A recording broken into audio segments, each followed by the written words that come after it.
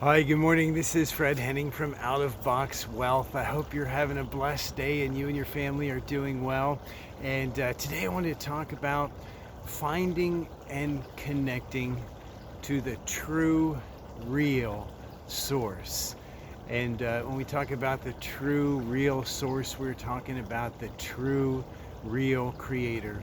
And there's a saying that God made man in God's image, and then over time, man made God in man's image. And it's the idea that our creator, our parental source, has the same flaws and the same ways of looking at reality and life as we do in this present moment. And when we have experiences that are, maybe less than optimal, less than perfect, and when we have times of feeling like we're not connected, and times of feeling alone or abandoned or disappointed or feeling powerless, feeling, in a situation where we feel like a victim. All of those types of experience are influences that can cause us to create God in our image. And the truth is that all of the ideas and concepts of disconnection or abandonment or any type of feeling that drains our energy is not coming from our true, real source.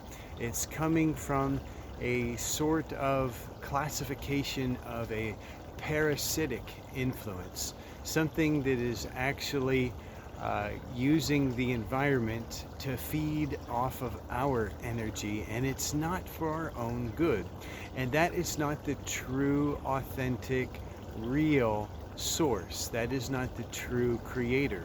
And there's a lot of arguments in our own personal experience. There's a lot of arguments that are, flying back and forth around us from belief system to belief system, from political influence to political influence.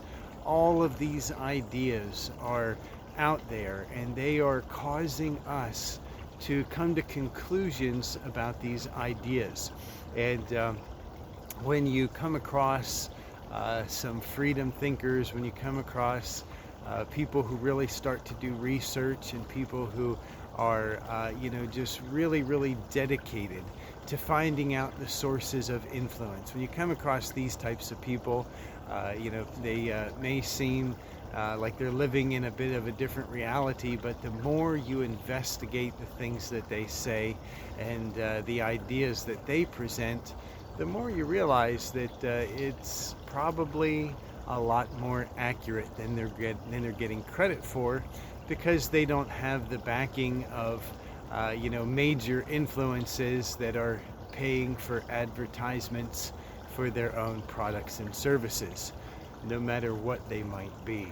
And so what happens is that you can discover that a lot of people's influence and a lot of people's education, a lot of people's ideas come from some type of advertisement, some type of commercial, some type of influence or platform that is attempting to get your support and attempting to get you to either purchase, produce, or be in some type of consumer relationship with that influence.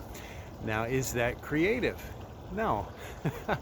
That's using your creative power and taking your creative power and channeling it into a different source to be able to be used as an energy source.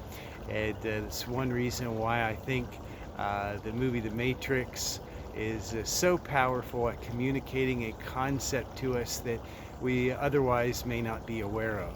And when we recognize that there is a true source, and if we want to start to generate a momentum that is keeping us connected to that source, all we have to do is remember situations and experiences where we felt safe, where we felt secure, where we felt cared for, where we felt protected, whether that be with a parent or a grandparent, an aunt or an uncle, just some type of situation where we can remember, where we felt protected and valued, safe and secure. And when we can make a emotional connection to that type of memory, what we do is we make a connection in our conscious and subconscious that's going to activate the reticular activating system in our brain and begin to connect us to more similar experiences in our now and in our present. And it's very, very powerful because without a doubt, our feeling is our prayer.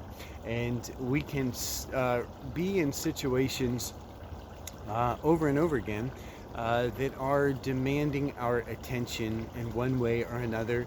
And when something demands our attention, it has access to our feeling. And when our feeling is activated, that releases the power of creation through us.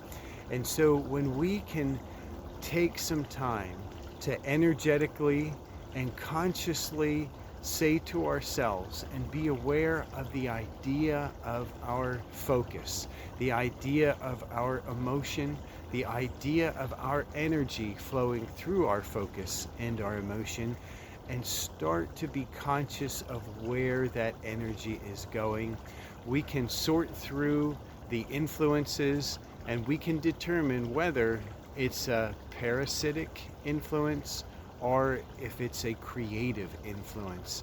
And the good news is that when we connect to the creative influence, that's energy freely being given to us to be able to manifest our heart's desire in our manifested earth realm and earth reality and experience.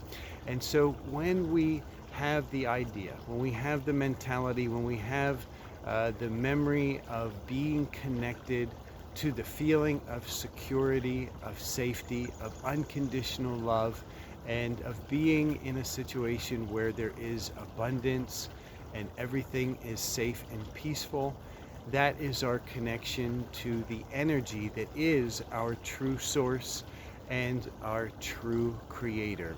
And while there may be many arguments against that fact, any argument that rises up against that fact, you'll find is another parasitic influence that you may discover is worth your while and in your best interest to unplug from and allow yourself to reconnect to real, true source, real, true creative energy, and the real flow that is given to all mankind as our divine inheritance, as sons and daughters of the Most High, sons and daughters of Yahweh, in the family of Yahweh, connected to the authority of creative energy, and with the ability to restore our earth once again to the garden paradise that it was originally created as and intended to be.